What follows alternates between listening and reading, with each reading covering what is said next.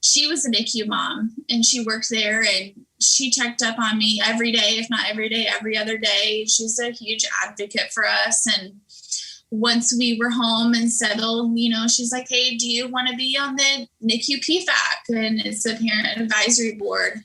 I was like, sure. So I've been on the board for a year and a half now, and to try and help advocate for other families and what is needed, because, the nurses and doctors, they need the parent perspective to know what's working, what's not working.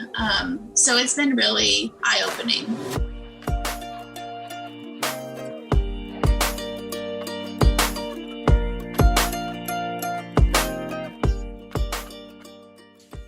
The theme for this month is written all over the month's t-shirt design and lived out by this feature family. That theme is advocate. My name is Seth Carnell, and this is the Go Shout Love podcast.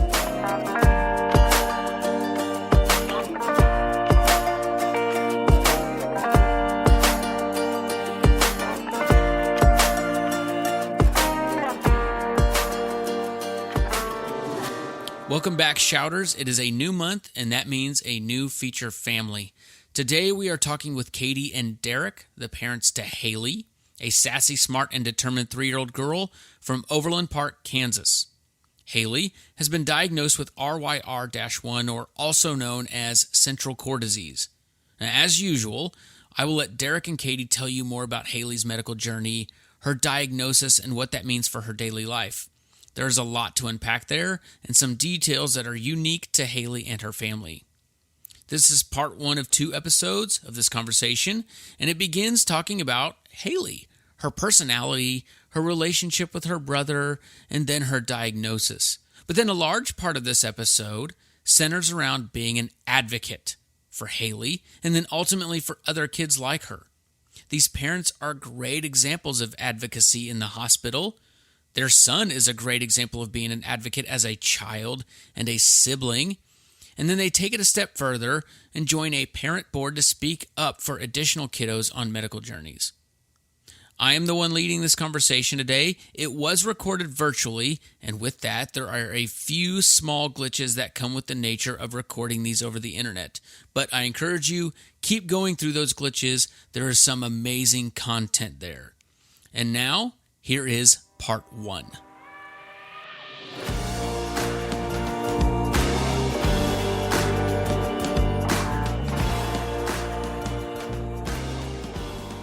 Kati and Derek, welcome to the Go Shout Love podcast. I'm very excited to be able to talk to you today. Thanks for taking the time to talk to all of us. Thank you. We're really excited. Thanks for having us. One of the first, of the many things that I want to talk to you guys about today, because I know that there's a lot that you guys are involved with when it comes to inclusion and when it comes to advocacy. But first, before we get to all of that, I kind of want to know about your guys' family. Tell us about you. Tell us about Haylee. Just give us names, ages. Tell us about yourselves. Okay. Haylee she just turned 3 in April, and she's the perfect definition of a 3-nager. She's gotten her attitude. She's sassy. But her older brother, Caden, is 8. He just finished 3rd grade. And they have an amazing brother-sister relationship. It's, half the time it's, oh, you guys are so cute. And then the other half is yelling and screaming at each other. Like the perfect sibling relationship, I guess. Yeah. And this past year, during COVID, Caden did his whole school year virtually. So they spent even more time together. And a little background from Haylee's condition. We also had a child in between Caden and Haylee. He would be 5 at this point, but we believe that he was also RYR1 positive as well. And his name was Jackson, is that right? Yes. That's correct. And he passed away in the NICU? He actually passed away, only lived for 20 minutes after birth. 20 minutes after. Mm-hmm. I'm so sorry. Those stories are never easy, and our hearts are out to you guys. I guess kind of a small question related to that. Was there any experience out of that helped you with Haylee's diagnosis? No. I think a little bit of worry and concern during Haylee's pregnancy, but even with Jackson and after Jackson, we were still unaware. It took probably 2 months into Haylee's life before we had a diagnosis and knew what we were looking at. Yeah. And there were no signs in either pregnancy beforehand? No, Jackson was born premature about 31 weeks. It was very unexpected, and the labor came so fast. And then after the fact, there was never like a reason or a cause of what happened. And we were told, this is super rare. It's most likely not going to happen again, and we took their word for it, and here came Haylee. Even with Haylee's pregnancy, she had what was it, amniotic fluid. There was excess amniotic fluid, so there was a little reason to be concerned. But every time we did a doctor's visit, Haylee would pass all the tests, and so they kept saying everything's fine. And there was no reason to be concerned as well. How many weeks was Haylee? Haylee was born at 33 weeks. Oh, wow. Okay. So because of Jackson's passing, they did send me to a prenatal specialist at the beginning of my pregnancy. Yeah. And so, nothing was ever found. They're like, she's good. You can go back to your normal OBGYN. And then just because of how uncomfortable, just because of, losing a baby, the doctor was fine. I went in twice a week for appointments. Yeah. And so we had a sonogram every week. And like Derek said, she passed all the tests. And because the amniotic fluid, and there's a medical term, I can't think of what it is. But at 32 weeks, I was measuring 47 weeks. Oh, I was so big. And because of that, I was having early contractions. So at 32 weeks, I was admitted, and we were trying to wait until I got to 34, and it just didn't work out that way. So she was born at 33 weeks and a day, and she was intubated immediately and taken to the NICU. Not to undersell it, but you must have been extremely stressed during those few weeks. It was really, I don't know, I guess, at least for myself, I was in denial. I thought everything was going to be fine. I never thought even that something was going to be wrong, because I didn't want there to be anything wrong. So even at 30, when I was admitted at 32 weeks, they were finally like, oh, maybe she's not moving around like she should be. And they tried to do some extra tests, but we didn't know until she was born. Yeah. And even at delivery, we had similar deja vu. She actually wasn't breathing until the very last time that they resuscitated her. Oh, my word. Yeah. So, and then after that, how long was she in the NICU? So she was born we live in the Kansas City metro area. So she was born at a hospital close to us. And then at 10 days old, she was transferred via ambulance to our local Children's Mercy Hospital in Kansas City. And so total NICU stay was 8 months. Oh, that's a long time. Yeah, it was a very, very long time. The first 4 months or so, I was there every day, and then Derek would be there every night because she was just so unstable. We weren't sure what was going to happen. So he was there every night for the first 4 months or even more. We lived a very chaotic life for 8 months, but I couldn't imagine going through that during COVID. That brings on so many more complications that other parents have had to go through. So Caden lived his summer at the NICU, and yeah. Is Caden a pretty adaptable kid? He is. He's gone through so much in his short life too. And even today, like, he accepts Haylee for who she is. He doesn't know or understand that she should be any different than who she is. And it's amazing. That's an incredible attribute that a lot of these sibling kids develop early on, and something that's going to carry well with them in life. It's part of one of my favorite stories that I constantly hear with families like yours who have, one child with a rare illness and one who doesn't. And the one who doesn't always sees their sibling as, equal, as just who they are. And it's something that everybody else needs to learn. Yeah. From what I understand, during that NICU stay, or did you have to essentially start advocating for her early in that stay? Or like, what was that journey like in the hospital? I don't think we got the diagnosis until we were at Children's Mercy. Yes. But once we did, it wasn't long after that we were being told that a trach was the best option. And I don't know, we did a ton of research, and I just felt in my gut that wasn't the best option.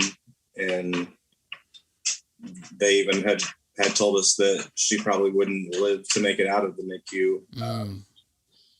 And that was our best course of action to get home in a timely manner. And we waited it out. And I actually remember the first time that they were mentioning the trach was actually before her actual due date, because that was my first reaction, was we should wait at least until after her due date before talking about doing anything. Yeah. Yeah, to have such a complicated medical condition and then to be premature on top of that, just set her back even further.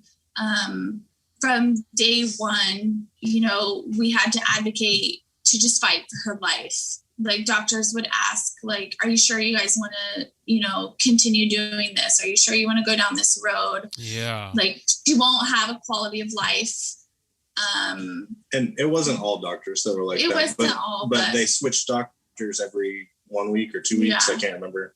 And there were multiple doctors that they were very blunt in asking, are you sure you want to continue doing this? Yeah. And they fought pretty hard, saying that she needed a trach and that she would need a trach for the rest of her life. And because, to Derek's point, that they were trying to say that before she was even full term, or it was even before we got her diagnosis and we didn't know, what the issue was. It was just like, she needs a trach to breathe and to survive. And we just felt like give her time. Like, you don't even know if she can be extubated and breathe on her own. We haven't even tried. And so it was just kind of that's how it started. And so we just were like against it from the get-go. Just let her get bigger and stronger. And is there a medical background there, or is this like kind of like parental or motherly intuition kind of driving that? No medical background. Every night I was there, I was researching instead of sleeping. Yeah. But it just didn't feel right. It didn't feel right to make that decision so early on. And I felt like Haylee needed to be the one to show us and decide for us. So we, because she can't swallow either. So she was born what they call floppy. So she did not move when she was born. Like, did not move. She couldn't lift her arms or her legs. And or something, then we could start seeing just like slight movements. Yeah. And so it's like, she's improving. She's doing something. And so we just wanted her to figure it out on her feet, push into something that sure was the best option for her. She's never been able to eat by mouth, so trying to figure out feeding on top of breathing, which are two things that you have to survive. And Haylee wasn't strong enough to do both at the same time. So we had to figure out the breathing and then figure out the eating. And we reached out to, there's a Facebook group for her genetic condition. And I made a post and was like, hey, you know, the doctors are saying she needs a trach. Like, is there any other options? And I had a mom reach out to me and said, you guys can do a BiPAP mask. And I was like, what's a BiPAP mask? Wow. So we had to do more research, and we brought it up to the team of doctors, and they said that she was too small for the mask. Like, that wasn't an option. So we just waited till she got bigger and until she could fit the mask. And so she came home on the BiPAP mask, and she was doing oxygen nasal cannula like during the day and did her mask when she was sleeping. And 2 months after we were home, she no longer needed oxygen. So we just continue. She still does the BiPAP mask when she takes a nap and when she sleeps, because her she has muscle weakness. And so she can't fully expand her lungs on her own, especially when she's sleeping. And so I imagine this whole process has created kind of like an education for you guys, right? In not only what she has, but how to handle it and treat it and speak on her behalf. And this has included you joining the parent board, Kati, for the NICU? Yeah. So I had, I don't know what her title is, but someone in the NICU who, she was a NICU mom, and she worked there, and she checked up on me every day, if not every day, every other day. She's a huge advocate for us. And once we were home and settled, you know, she's like, hey, do you want to be on the NICU PFAC? And it's the parent advisory board. I was like, sure. So I've been on the board for a year and a half now, and to try and help advocate for other families and what is needed, because, you know, the nurses and doctors, they need the parent perspective to know what's working, what's not working. So it's been really eye-opening. Has it, do you feel, I'm just going to try to word this the best way possible. Do you feel like the parent board is adequately like voiced? Does that make sense? Yeah, it is, because they do a lot of like procedures and a lot of handouts to parents, and they're like, oh, well, let's see what the parents have to say. Yeah. Let's ask the feedback board and see. So yeah, it's incredible. It's really been. And how has that impacted the way that like you personally see the medical community? And if so, like in what ways? It's just spending 8 months in the NICU was not fun. It was so hard. We had so many setbacks, and it was such a hard time. But to be able to look at it now that we're home, there were so many people that helped us along our journey in the NICU, and I don't know where we would be without them. Yeah. And so many people advocating that for us. It was hard to look at that probably while we were in the NICU, but from an outside perspective. And if you don't like an answer, try and ask different questions. Yeah. Because to be thrown into, like, Haylee needs medical equipment to survive. That's something that we've never been a part of and we knew nothing about. So it's a big adjustment to make. Definitely.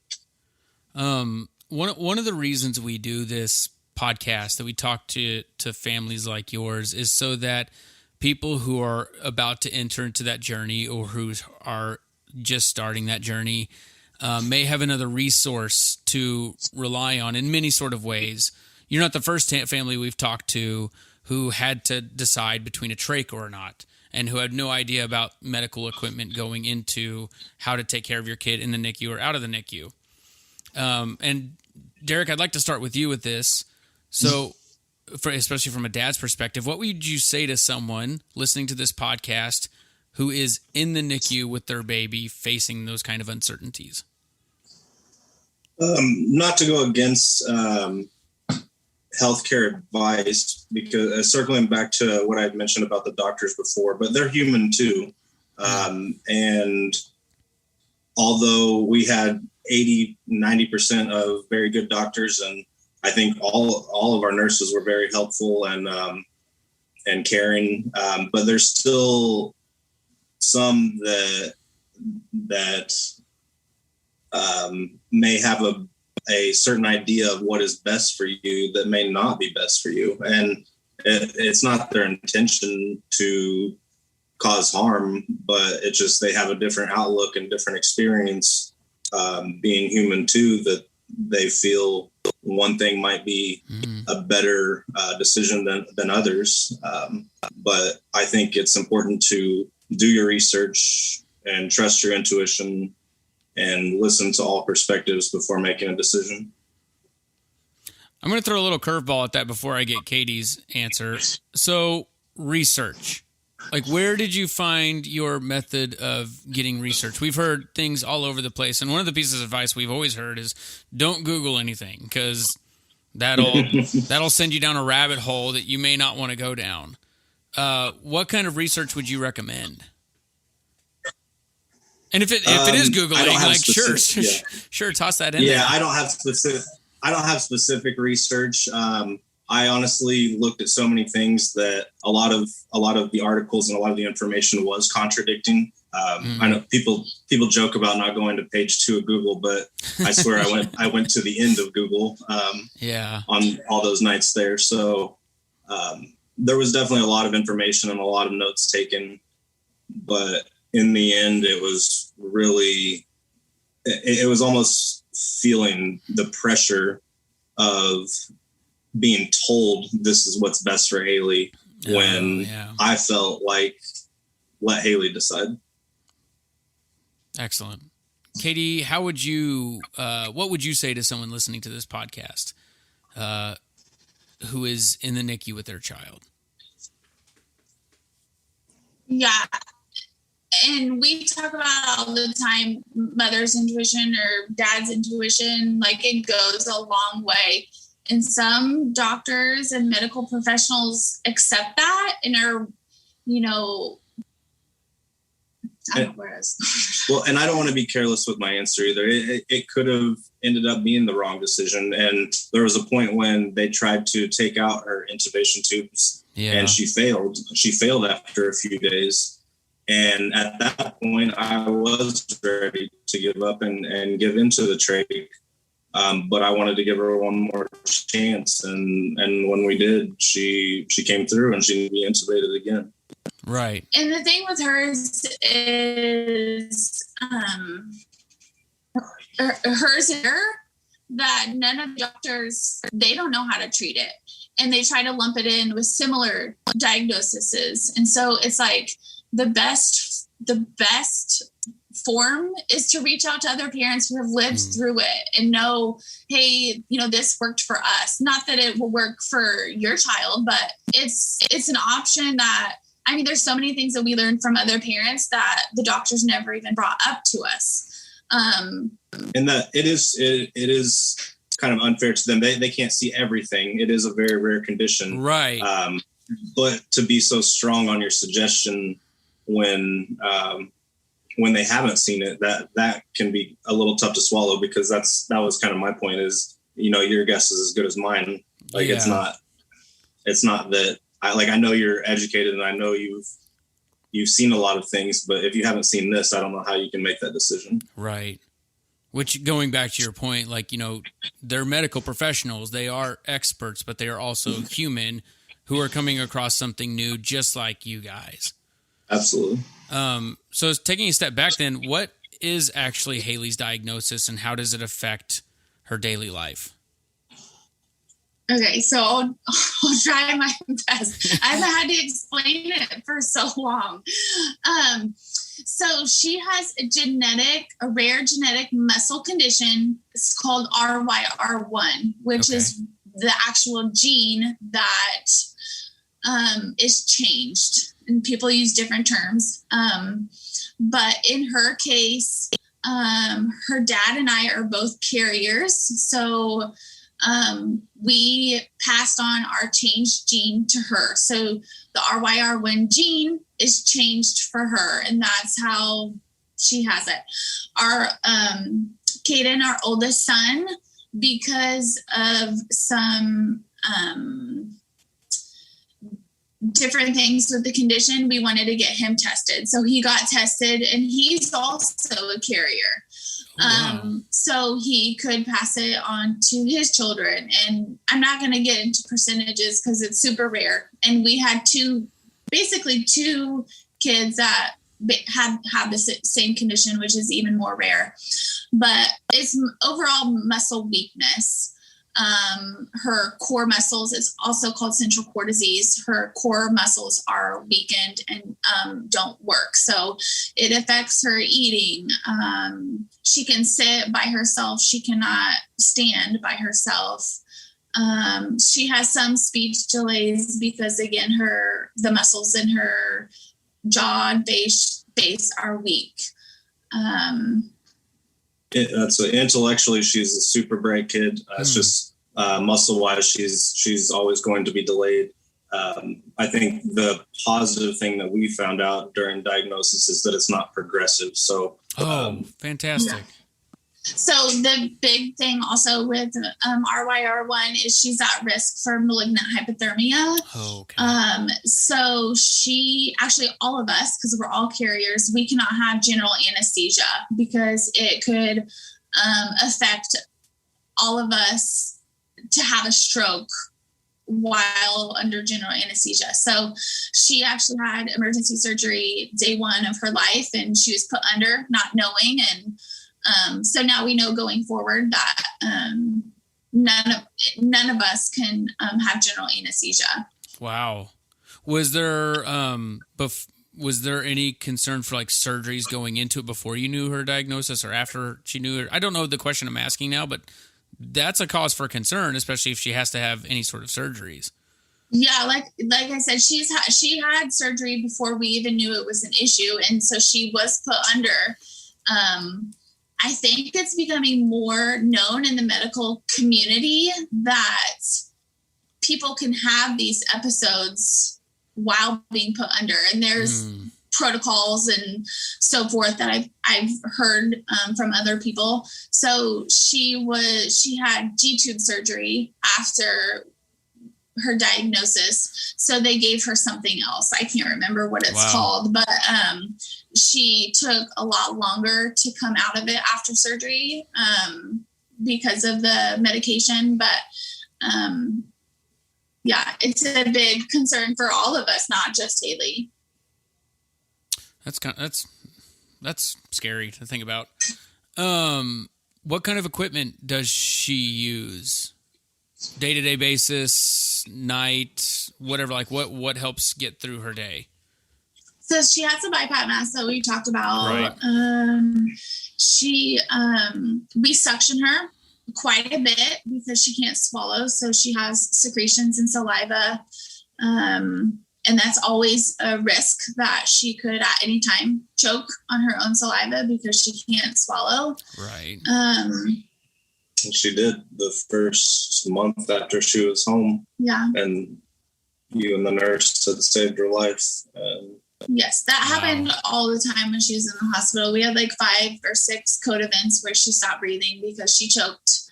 And then we were home for like 2 weeks, and she did it at home after we were discharged, and we had to call 911, and she stopped breathing. It was the scariest thing. We had a nurse here that was helping, and she came to, and thankfully. What other equipment? Oh, we have cough assist that we do because basically her secretions can like get stuck like in her throat. So we do cough assist to get those out so that her airway is clear. G-tube bed, 100%. The oxygen tanks in reserve. Yeah, we have oxygen. Knock on wood. She really only needs oxygen when she's sick.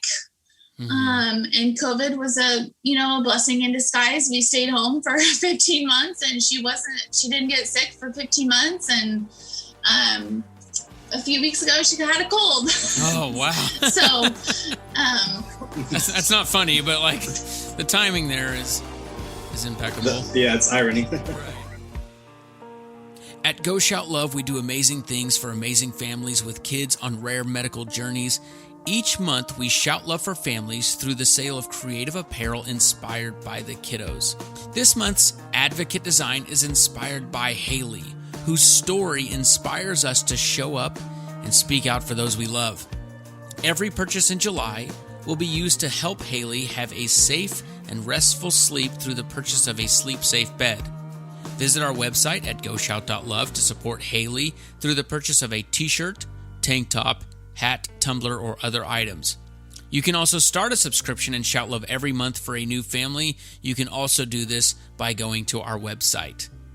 As a reminder, this is just part 1 of 2 episodes with Kati and Derek. Next week focuses on Haylee's life, her school, her therapies, and much, much more. If you enjoyed this episode, please share with a friend or subscribe to this podcast and then continue to join us as we go shout love. Thank you.